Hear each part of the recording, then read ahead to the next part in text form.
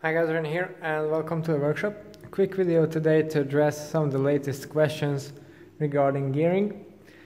So, many people ask at the races and in the comments as well that why do I use or how can I ride with such big gaps in my gearing, talking one by setups of course.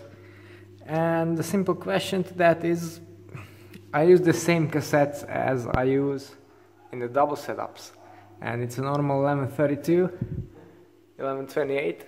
It's not more gappy than any double setup. In fact, because I use very large chainrings, or relatively large, 54 on the road, 58 on the TT bike, that means that the gaps are actually quite narrow if you calculate them cog to cog. Much smaller than you would have with a smaller chainring, for example the inner ring. So that's the first thing.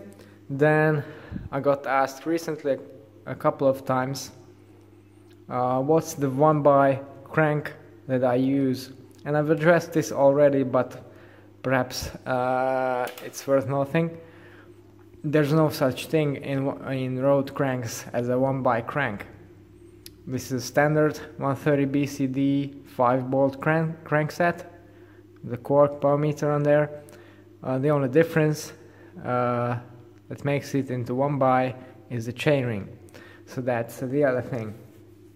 And the final thing that I've been wondering about myself, I have two 1132 cassettes that I use on the road, two 1128s that I use mostly for time trialing, and when I'm training around here in my area, I don't really have the need, or I very rarely use the largest cogs at the back, particularly with the double setup. So, and I have to say, in the past where I wasn't so fast or as fast as I am now, I used those quite a lot, even on the, I would say, fairly easy climbs or fairly short ones, but now I don't. So does it really make sense to have those very low gears when you progress with your cycling? And yes and no.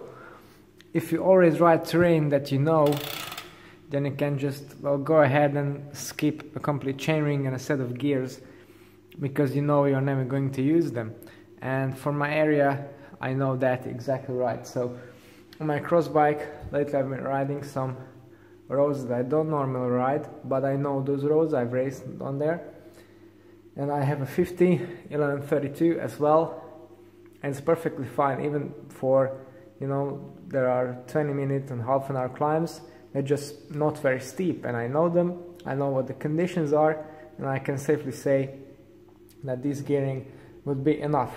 However, this year I've also done some races that I haven't done previously, and some quite hilly ones, and I have to say these are the situations where you do need that double setup, because if you're doing a race for the first time, there are some climbs